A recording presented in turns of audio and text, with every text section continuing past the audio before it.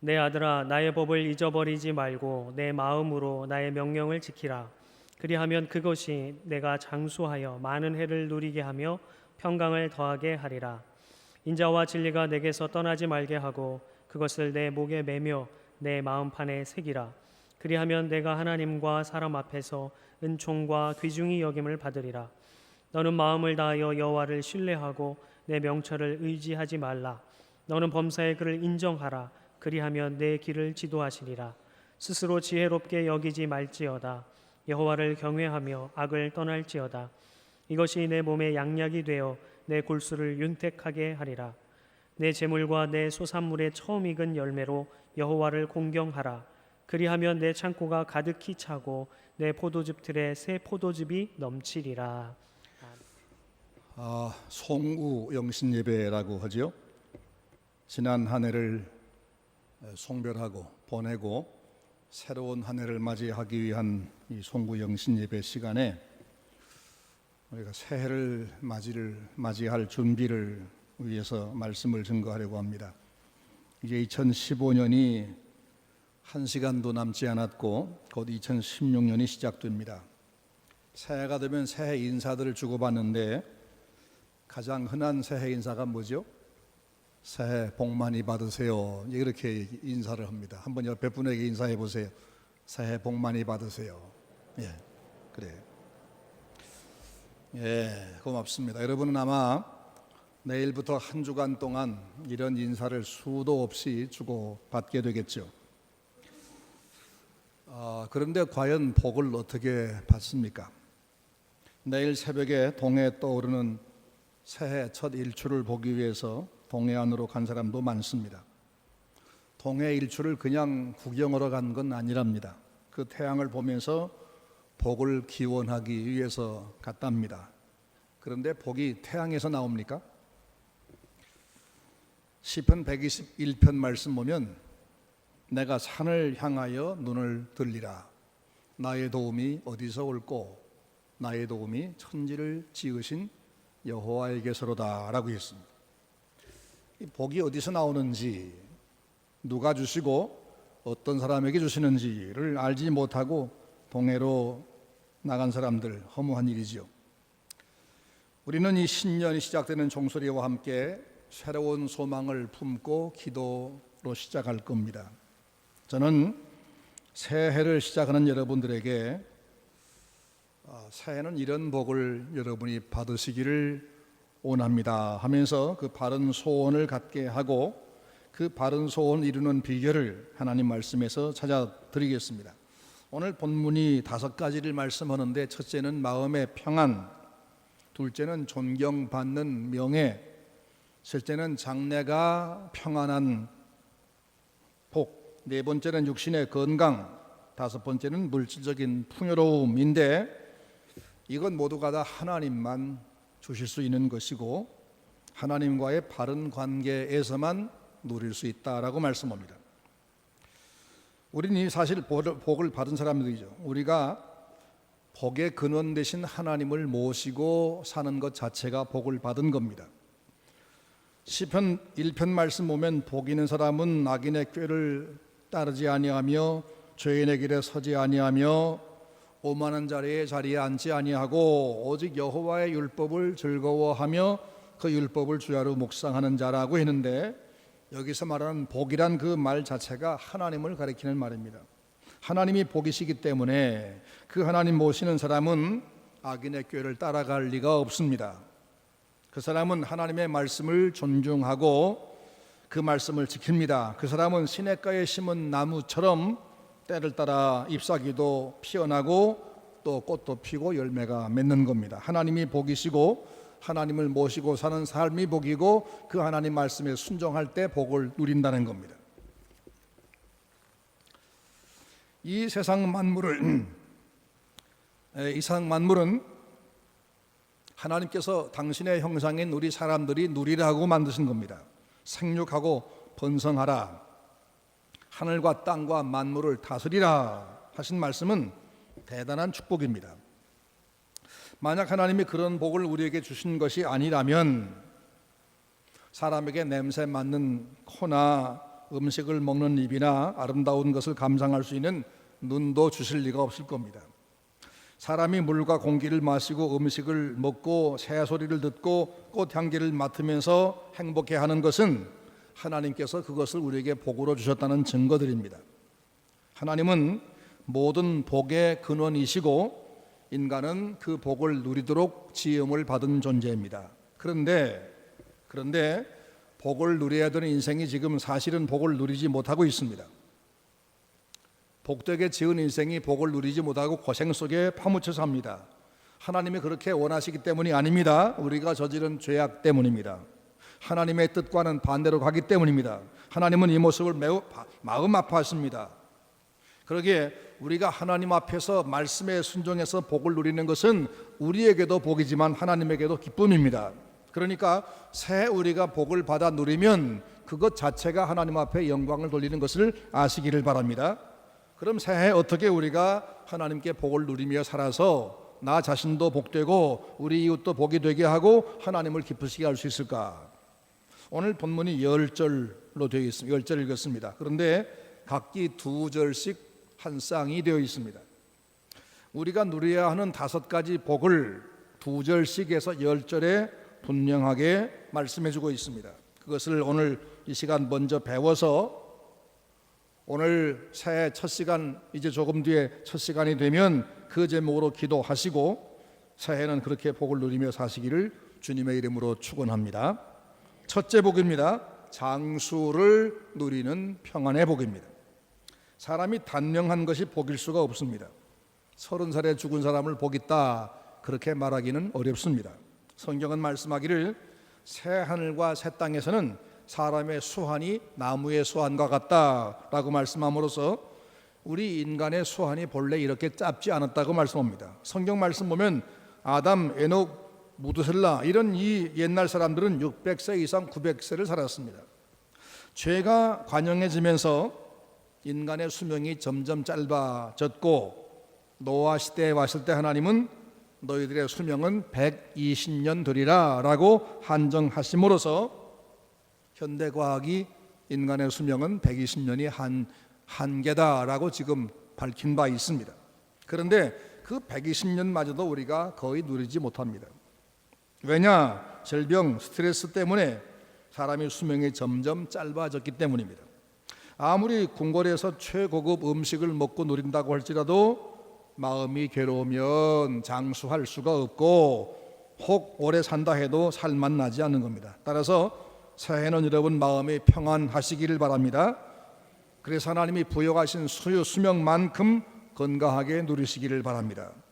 근데 누구나 얻고 싶어하는 그 평안, 그 장수를 어떻게 얻을 수 있느냐? 여기 2절 말씀에 말씀합니다. 1절 말씀에 내 아들아 나의 법을 잊어버리지 말고 내 마음으로 나의 명령을 지키라. 그리하면 그것이 너로 장수하게 하며 라고 있습니다. 하나님의 법을 잊어버리지 말고 그것을 하나씩 꼬박꼬박 지켜 살면 하나님이 평안과 장수의 복은 책임지고 주신다는 말씀을 믿으시기 바랍니다. 하나님 법을 잊어버리지 말라 했는데 그 법이 뭐지요?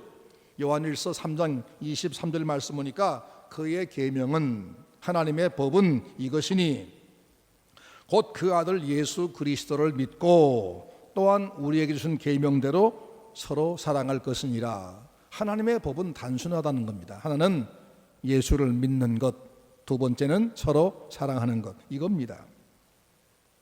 우리에게 생명을 주신 하나님, 그리고 우리에게 구원을 주신 절대진리 예수님을 잘 믿어라, 철저히 믿어라, 의심하지 말고 걱정하지 말고 예수를 믿고 그 말씀을 따라가라, 그런 겁니다. 말로만 믿지 말고 생활 속에 믿어 순종하고 의지하라, 이것이 하나님의 명령이라는 겁니다. 이렇게만 살면 내가 너와 함께해서 내 괴로운, 내 답답한, 내 슬픈 환경을 내가 제거해 주마 라고 말씀한 겁니다. 하나님은 여러분이 마음 무겁고 답답하게 고민 속에 사는 것을 원치 않으십니다. 즐겁게 살기 원하십니다. 즐거운 삶, 평안한 삶 어디서 오느냐? 하나님을 믿고 그 아들 예수님을 믿는 데 있습니다. 요한복음 14장 말씀했죠. 너희는 마음에 근심하지 말아라. 하나님을 믿고 또 나를 믿어라. 평안하니까 말씀을 지키는 것이 아닙니다. 불안하고 괴롭고 힘든 중에도 말씀을 지키는데 최선을 다하면 하나님이 우리에게 평안을 만들어 주겠다고 말씀했습니다. 새해에는 여러분이 주님 말씀을 더 잘 지킴으로, 주님을 더 잘 믿음으로 여러분 마음에 하나님이 평안을 선물로 주셔서 1년 내내 평안 누리시기를 주의 이름으로 축원합니다. 둘째, 존경받으며 사는 명예, 이것이 복입니다. 사람들은 명예를 참 좋아합니다. 그래서 어떻게 해서라도 감투 하나를 얻어 써보려고 애를 씁니다. 하지만 감투가 명예가 되는 것은 아닙니다. 대통령이 되는 것이 명예입니까? 대통령 치르고 나서도 온 국민에게 욕을 먹는 사람이 많습니다. 높은 자리에 올라갔지만 사람 취급 못 받는 사람도 많습니다. 반대로 막노동을 할지라도 남에게 존경을 받는 사람도 있습니다. 명예가 뭐냐? 남들이 귀한 사람이라고 여기는 것이 그게 바로 명예입니다. 그게 존경받는 겁니다. 아주 쉽게 알아보려면 여러분이 떠나갈까 봐서, 여러분이 딴 데로 이사 갈까 봐서 여러분 이웃이 겁낸다면, 여러분 이웃들이 여러분이 이사 갈까 봐서 걱정한다면 그게 바로 명예를 얻은 사람입니다.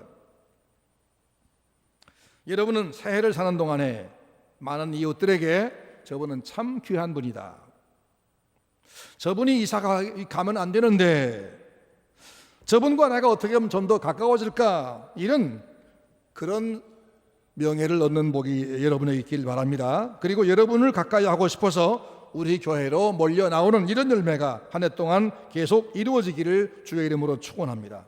이것이 바로 새해 누려야 될 두 번째 복입니다. 그런데 이 명예의 복은 어떻게 얻느냐?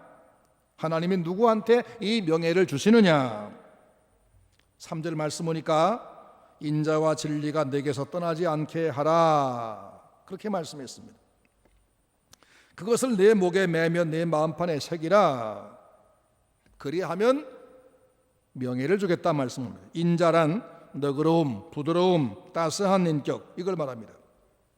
잔인함, 사나움, 이것과 반대입니다. 너그러움의 다른 표현이 인자입니다.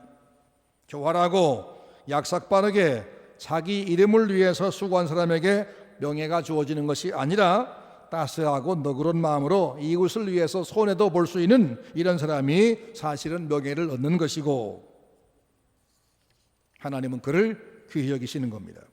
서문교회 모든 성도 한 사람 한 사람은 새해 인자한 사람, 따스한 사람, 친절한 사람 되시기를 바랍니다. 또 인자와 진리라고 했습니다. 진리란 이것은 위선, 가증함, 이것과 반대지요. 명예로운 사람들은 또 하나의 비결이 뭐냐? 그것은 진리를 따르는 그런 진리의 사람입니다. 진실하고 정직한 사람은 존중을 받을 수밖에 없습니다. 위선자, 겉과 속이 다른 사람들이 그를 싫어합니다. 말은 그렇게 못하지만 그가 없어지기를 사실은 은근히 바랍니다. 하지만 진실한 사람은 사람들이 귀히 여깁니다. 그가 떠날까 봐서 걱정합니다. 말은 안 하지만 그런 사람들을 본받으며 존경합니다. 우리 섬은 온 성도가 새해는 이웃들에게 존경을 받는 성도가 다 되시기를 바랍니다. 그러기 위해서 인자와 진리가 여러분의 마치 목걸이를 걸려 있듯이 몸에서 떠나지 않게 하시도록 최선 다하는 한 해가 되시기를 바랍니다. 그 일을 위해 노력하시기 바랍니다. 그래서 우리 모두가 존경받는 인격들이 되시기를 바랍니다. 세 번째는 장래가 평탄한 것이 복입니다. 5절 6절이 해당된 말씀입니다. 혹 여러분 앞날이 지금 불안스럽지 않습니까? 오늘 내가 아무리 건강하고 지금 문제가 없다 해도 장래가 불안하다 그러면 그건 사상누각입니다. 혼자 있을 때 갑자기 불안한 마음이 밀려올 수밖에 없습니다. 그래서 오늘도 평안하고 행복해야 되지만 내일도 안심이 되어야 합니다. 장래가 평탄한 것이 복입니다. 근데 이 장래 평안을 어떻게 우리가 얻을 수 있느냐? 5절 6절이 말씀하는데 자기 명철을 의지하지 말고 너는 범사에 하나님을 인정하라. 그리하면 그분이 내 길을 한 걸음 한 걸음 인도해서 장래가 전혀 문제가 발생하지 않게 하신다라고 했습니다. 여러분 내일을 알 수 있습니까? 5분 뒤에 내게 어떤 문제가 닥칠지 아십니까? 사람은 앞날을 알지 못하고 오직 하나님 그분의 손에 있습니다. 근데 시편 2편 말씀 보니까 하나님을 무시하고 세상 만사를 제 마음대로 할 것 같이 하는 사람에게 하나님은 웃으신다 그랬습니다. 두고 보자, 어떻게 되나 보자 하면 웃으신다 그랬습니다. 이사야 45장 7절 말씀 보면 나는 빛도 짓고 어두움도 창조하며 나는 평안도 짓고 환난도 창조하나니 나는 여호와라 이 모든 일을 행하는 자니라 라고 했습니다. 하나님에게서 평안도 불행도 거기서 나옵니다. 전도서 11장 5절 말씀 보니까 바람의 길이 어떠함과 아이벤 자의 태에서 뼈가 어떻게 자라는 것을 내가 알지 못함 같이 만사를 성취하시는 여호와의 일을 내가 알지 못하느니라. 세상 만사는 사람이 하는 것이 아니고 아는 것도 아니고 하나님만 주관하신다. 그분이 우리 앞에 따스하고 평안한 장래를 줄 수도 있고 모진 태풍과 칼바람을 만나게 할 수도 있다.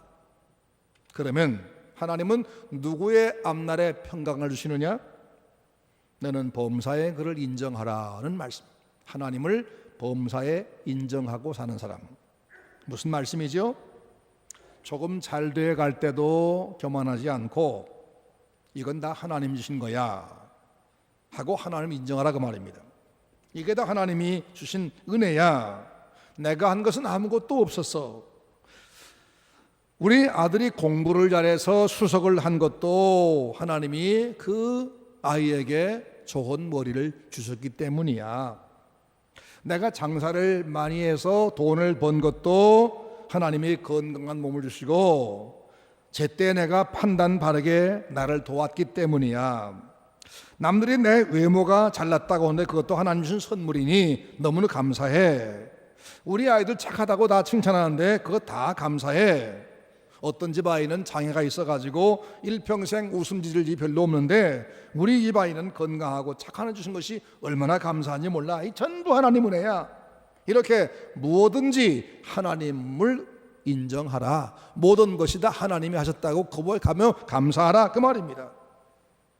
근데 이 감사는, 이런 하나님 인정은 정직한 사람만 하는 겁니다. 겸손한 사람만 하는 겁니다.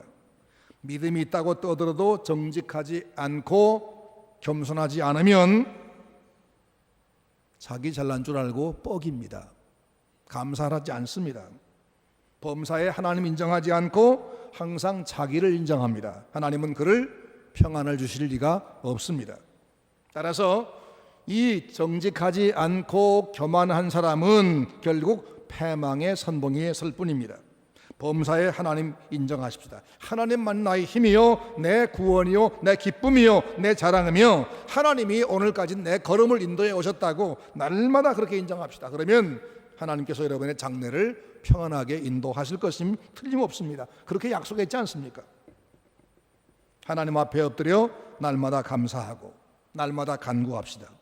자신의 앞날을 하나님께 다 맡기고 따라갑시다. 그러면 하나님의 능력의 팔로 우리 장래를 한 걸음 한 걸음 인도하시되 영원토록 이끄실 것이며 이것이 바로 우리 장래가 보장받는 길입니다. 여러분 새해부터 여러분 장래가 영원히 안전하고 평안하고 든든한 복을 받아 누리시기를 주의 이름으로 축원합니다. 넷째, 육신 건강의 복을 받으시기 바랍니다. 해마다 의술은 발달하는데도 병은 사라지지 않고 더 많아집니다. 온갖 질병과 사고 때문에 병원은 항상 만원입니다. 우리 교회 성도들이 새해에는 어렵고 힘든 일로 병원에 가지 않고 건강하게 사는 복을 누리시기를 주님의 이름으로 축복합니다. 하나님께서 여러분에게 건강의 복을 다 주시기를 원합니다. 건강은 누구한테나 복이지요. 우리가 다 이 육신이 건강하기를 몸을 가진 사람마다 다 기도하고 소원합니다. 하지만 자기 마음 먹는 대로 건강해지느냐? 그렇지가 않습니다. 그래서 어떤 사람에게 건강 주시느냐? 요 말씀을 읽어야 됩니다. 7절 말씀, 여호와를 경외하며 악에서 떠날지어다. 이것이 내 몸에 양약이 되어 내 골수로 윤택하게 하리라. 답이 나왔죠? 여호와를 경외하며 악에서 떠나가거라. 성경에 의하면 모든 질병은, 모든 해악은 하나님을 등지고 하나님의 법을 어긴 시조의 죄의 뿌리를 두고 있다고 말씀합니다. 지금도 개인이 당하는 모든 근심, 불안, 질병, 모든 고통은 죄와 연관되어 있습니다. 하나님은 지금도 범죄자에게 고통을 주십니다. 심판을 하십니다. 교만한 헤롯에게는 눈에 보이지 않는 작은 벌레 먹어 죽게 하셨고, 동성연애라고는 부끄러운 죄를 지는 사람에게는 에이즈라는 병이 퍼지게 해서 고통과 절망을 주시고, 도둑과 사기범과 인신매매범에 이른 그 자식들도 그런 모양이 되게 하시고, 의심하고 증오하는 사람의 마음에는 정신병이 들게 하시고, 종교적으로 죄된, 도덕적으로 죄된 삶을 살면 틀림없이 고통이 수반되게 되어 있습니다. 그러니까 마음의 고통은 몸의 병으로 나타나게 되어 있습니다. 그러므로 우리가 정말 건강 원한다면 쉽습니다. 중심으로 여호와를 의지하고 악에서 하나하나 떠나가는 겁니다. 분리시키는 겁니다, 나를. 하나님은 우리가 병들어 고통하며 사는 것을 절대로 원치 않습니다. 하나님은 우리를 건강한 사람으로 만들어 주었습니다. 지금도 건강하기를 바랐습니다. 그런데 자꾸 우리가 죄에 붙어 사니까 자꾸 우리의 고통이 오는 겁니다. 그래서 새해는 우리 마음에서 악을 버리고, 우리 마음에서 악을 버리고 우리 몸에서 병을 버리고 살려면 우리 하나님을 경외하고 그리고 죄악에서 나를 분리시키는 것입니다. 이렇게 되시기를 바랍니다. 처음부터 그렇게 살면 병에 걸리지 아니하고 하나님 앞에서 죄를 회개하고 버리면 병든 사람도 고침을 주시는 분이 하나님이십니다. 혹시 지금 여러분의 고통이 있을지라도 새해에는 여러분 다 병에서 고침받고 건강한 삶을 사시기를 주의 이름으로 축원합니다. 죄를 멀리합시다. 의심도 죄요, 염려도 죄요, 불순종도 죄입니다. 도덕적인 분별도 죄입니다. 죄와 담을 쌓고 사는 한 해가 되시면 질병과 담을 쌓는 한 해가 될 것을 믿고 그렇게 건강한 복을 누리시기를 주님의 이름으로 축원합니다. 마지막 5번째입니다. 물질 풍요의 복입니다. 9절 10절에 그 말씀이 있습니다. 가난하게 살면서도 행복을 누릴 수 있고 가난이 주는 유익도 무시할 수는 없지만 그것도 어느 정도 가난할 때 일이지, 먹을 게 없어 며칠씩 굶어야 한다면 그것은 절대로 복이 아닙니다. 너무나 부자여서 하나님을 무시할 만큼 교만해져서 안 되겠지만 최소한 필요한 것이 채워지고 물질로 인해서 장애가 없을 정도가 되는 것이 좋습니다. 더구나 우리 주님의 일을 우리는 해야 되는 사람들입니다.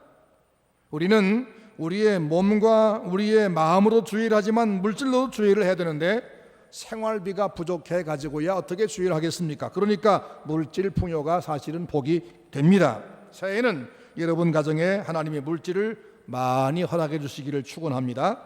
사업을 구상하고 추진할 때 주님께서 여러분 사업의 동반자가 되시고 제때마다 지혜로운 아이디어를 주셔서 새벽 예배 나와 기도하며 하나님 앞에 지혜를 구할 때마다 하나님 지혜를 주셔서 여러분 새해에 수입이 늘어가게 되기를 바랍니다.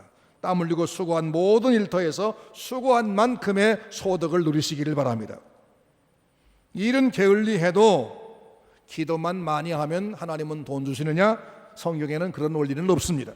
하나님은 일할 몸을 주셨고 그리고 이마에 땀 흐르도록 일을 하라고 말씀했기 때문에 성실한 삶이 우선 기본이 되어야 합니다. 기독교는 횡재가 없습니다. 횡재는 세상 통계로 봐도 그건 재앙이지 축복이 아닙니다. 성경은 그래서 바른 방법을 알려주고 있습니다. 9절 말씀 보니까 네 재물과 네 소산물의 처음 익은 열매로 여호와를 공경하라. 그리하면 내 창고가 가득히 차고 내 틀에 새 포도즙이 넘치리라 말씀했습니다. 유대인들은 이 말씀을 문자 그대로 순종합니다. 양의 첫 새끼, 곡식의 첫 열매, 첫 달 월급, 처음에 낳은 자식, 의뢰의 명확하게 하나님께 구분해 드립니다. 그렇게 배우고 그렇게 실천하는 저 유대인들, 아직도 예수님은 믿지 못하지만 물질의 복은 받아서 미국 경제 아니 세계 경제의 거의 절반을 그들이 소유합니다. 그들이 맡긴 예금을 인출해 가면 세계 은행들이 문을 닫게 된답니다. 하나님 말씀이 맞죠? 네 재물과 소산물의 처음 익은 열매로 여호와를 공경하라. 그리하면 네 창고가 가득히 차고 네 즙들의 포도즙이 넘치리라. 하나님이 우리한테 거짓말로 사기칠까요? 저는 그렇게 믿지 않습니다. 하나님 말씀은 본래 진리고 실천하는 사람 통해서 이거 진리임을 우리는 이미 증명을 받았습니다. 새해는 우리 서문 성도가 물질로 고통당하는 일이 전혀 없기를 바랍니다. 그러기 위해서 11조를 그리고 첫 열매를 꼭 들으시기 바랍니다. 11조는 내가 얻은 10분의 10이 다 하나님이 주신 것입니다 라고 하나님 앞에 고백으로 바치는 것입니다. 그리고 감사하는 겁니다. 첫 열매 드리는 것은 앞으로 주실 모든 열매가 하나님에게서 오는 것을 내가 믿습니다. 그래서 하나님의 뜻에 맞게 제게 주신 물질을 관리하겠습니다 라고 청지기의 사명을 고백하는 겁니다.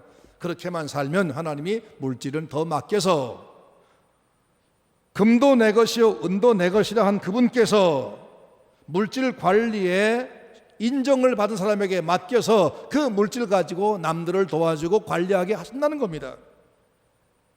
이게 바로 물질 복입니다.